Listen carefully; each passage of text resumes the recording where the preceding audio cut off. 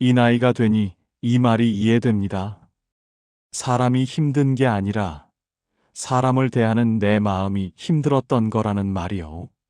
오늘은 인간관계로 지친 마음을 조금 가볍게 만드는 쇼펜하우어 사상으로 이야기해 보겠습니다. 젊을 땐 인간관계가 인생의 전부처럼 느껴졌습니다. 사람이 있어야 내가 존재하는 것 같았고, 연락이 오지 않으면 내가 잊힌 것 같았고, 누군가 나를 좋게 봐주지 않으면 내 인생이 흔들리는 것 같았습니다. 그래서 우리는 참 많은 관계를 붙잡고 살았습니다. 편하지 않아도 상처가 되어도 그래도 사람이니까 하면서요. 그런데 시간이 지나고 나이가 들면 이상하게도 인간관계의 기준이 바뀝니다. 많은 사람과 연결되는 것보다 내 마음이 덜 닳는 관계가 더 소중해집니다. 많이 만나서 외로움을 잊는 것보다 적게 만나도 편안한 하루가 더 귀해집니다. 이 변화는 약해졌기 때문이 아닙니다. 오히려 이제야 내 마음을 지키는 법을 배우기 시작한 겁니다. 쇼펜하우어는 인간관계를 아주 냉정하게 보던 철학자입니다. 하지만 그 냉정함이 노년에는 이상하게 위로가 됩니다. 왜냐하면 그 말들이 내 마음을 덜 다치게 하라고 가르쳐 주기 때문입니다. 먼저 오늘의 첫 번째 생각입니다. 사람 때문에 상처받는 많은 순간은 상대가 아니라 내 기대에서 시작됩니다. 가까운 사람이니까 알아줄 거라는 기대, 가족이니까 내 편일 거라는 기대, 오래 봤으니까 나를 함부로 하지 않을 거라는 기대, 그 기대가 클수록 상처도 깊어집니다.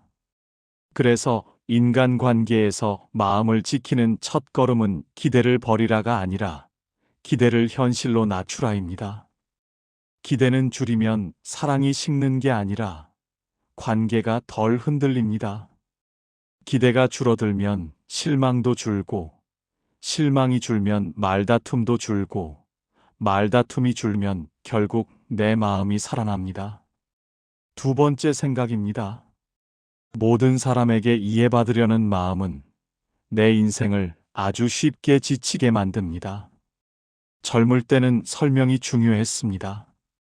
오해를 풀고, 내가 어떤 사람인지 알리고, 내 마음이 어떤지 설득하려 했습니다. 그런데 나이가 들수록 알게 됩니다. 설명해도 안 듣는 사람은 끝까지 안 듣고, 이해할 마음이 없는 사람은 아무리 말해도 이해하지 않는다는 걸요. 그때 필요한 건 더 큰 목소리가 아니라 한 걸음 물러서는 용기입니다. 설명하지 않는 것이 무례가 아니라 내 마음을 아끼는 선택일 때가 많습니다. 세 번째 생각입니다. 인간관계에서 가장 위험한 습관은 모두에게 좋은 사람이 되려는 습관입니다. 좋은 사람은 참 피곤합니다. 늘 맞춰야 하고, 늘 배려해야 하고, 늘 손해봐야 하는 것 같고, 가끔은 감정까지 눌러야 합니다. 그러다 보면 마음속에 작은 분노가 쌓입니다. 겉으로는 웃는데 속은 타고, 집에 돌아오면 기운이 쭉 빠지고, 결국 몸이 먼저 망가집니다. 이 나이에 우리가 정말 필요한 건 좋은 사람이 아니라 편한 사람입니다. 나에게 편한 사람, 내 마음이 편해지는 사람, 그리고 무엇보다 내가 나에게 편한 사람이 되는 겁니다. 네 번째 생각입니다. 사람이 나를 무시하거나 함부로 대할 때 우리는 보통 두 가지를 합니다. 하나는 더 잘해보려고 애쓰는 것이고, 다른 하나는 속으로 사귀며 버티는 것입니다. 하지만 둘 다 오래가면 내 마음이 무너집니다. 쇼펜하우어 사상으로 말하면 인간관계는 감정으로만 운영하면 반드시 손해를 봅니다. 그럴 때 필요한 건 감정이 아니라 규칙입니다. 이 사람에게는 이 선까지, 이 말에는 여기까지만, 이 자리는 이 정도만. 규칙이 있어야 마음이 덜 다칩니다. 가장 부드러운 사람일수록 규칙이 필요합니다. 부드러운 사람은 참아주는 게 많아서 어느 순간 폭발하거나 무너지는 경우가 많기 때문입니다. 다섯 번째 생각입니다. 상처는 상대가 만들어주기도 하지만 내가 키우는 경우도 많습니다. 한마디 들으면 그 말을 하루 종일 되감기하고 며칠씩 곱씹고 과거의 비슷한 장면까지 끌어와서 마음속에서 확대합니다. 그러면 상처는 작은 말 한마디에서 시작해 내 인생 전체를 덮어버립니다. 이 나이가 되면 이 기술 하나는 꼭 필요합니다. 마음속 되감기 버튼을 끄는 기술입니다. 상처를 완전히 없애는 게 아니라 상처를 크게 키우지 않는 연습입니다. 그 말이 나쁘다고 인정하되 그 말이 내 인생을 결정하게 두지 않는 겁니다. 여기서 아주 현실적인 방법을 하나 드리겠습니다. 상처가 들어오는 순간 내 머릿속에서 이렇게 말해보세요. 저 말은 저 사람의 수준이다. 저 말은 저 사람의 하루다. 저 말은 내 가치가 아니다. 이렇게 분리하는 순간 상처는 내 몸에 깊게 박히지 않고 표면에서 멈춥니다. 여섯 번째 생각입니다. 가족 관계는 특히 더 조심해야 합니다. 가족은 가깝기 때문에 선이 쉽게 무너집니다. 가까우니 함부로 말하고 오래 봤으니 대충 대하고 피를 나눴으니 미안해하지 않는 경우도 있습니다. 그래서 가족에게 상처받을 때가 더 많습니다. 이때 중요한 건 가족이니까 참아야지가 아니라 가족이니까 선을 지켜야지입니다. 선이 없는 사랑은 결국 서로를 소모시킵니다. 가족이란 이유로 무례를 허용하면 관계는 오래 못 갑니다.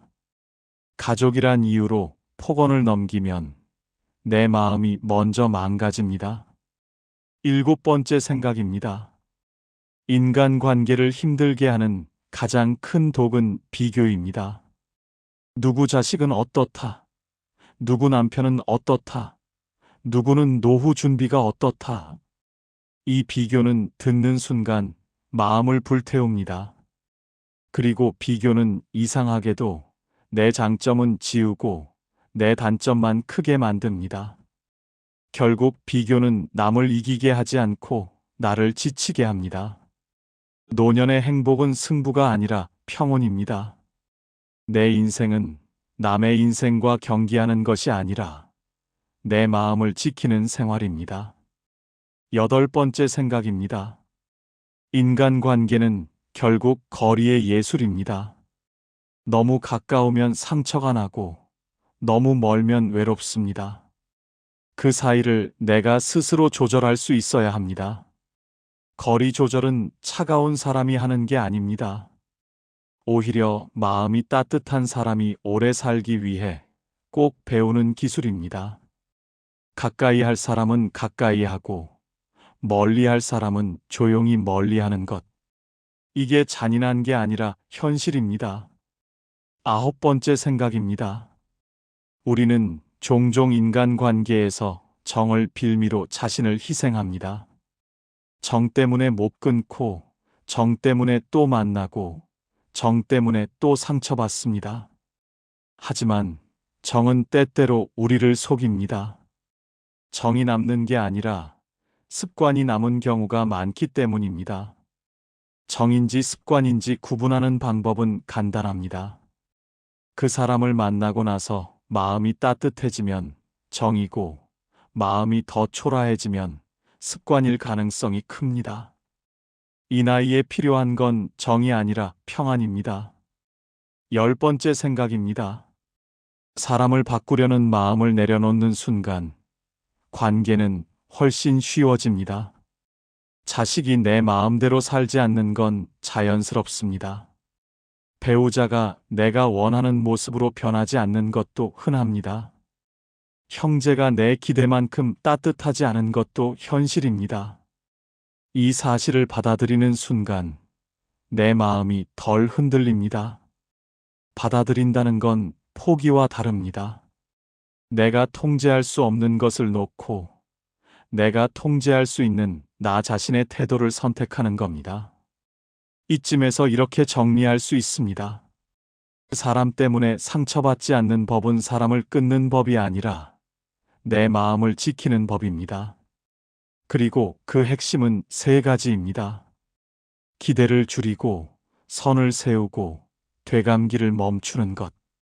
이 나이가 되면 우리에게는 시간이 귀합니다. 남을 설득하느라 쓰기엔 너무 아깝고, 상처를 곱씹느라 쓰기엔 너무 짧고, 후회로 태우기엔 너무 소중합니다. 그래서 이제는 이렇게 살아도 됩니다. 다 들어주지 않아도 되고, 다 맞추지 않아도 되고, 다 이해하려 애쓰지 않아도 됩니다. 그렇게 살았더니 내 인생이 나에게 돌아오기 시작합니다. 마지막으로 오늘의 교훈을 한 문장으로 남기겠습니다. 사람을 잃는 게 두려워 나를 잃지 마세요. 관계를 지키려다 마음을 망치지 마세요. 내가 지켜야 할 1순위는 언제나 내 마음입니다. 오늘 이야기가 마음에 닿으셨다면 구독과 좋아요로 함께 해주세요. 댓글로 요즘 가장 힘든 인간관계가 무엇인지 남겨주시면 다음 영상에서 더 따뜻하게 풀어드리겠습니다.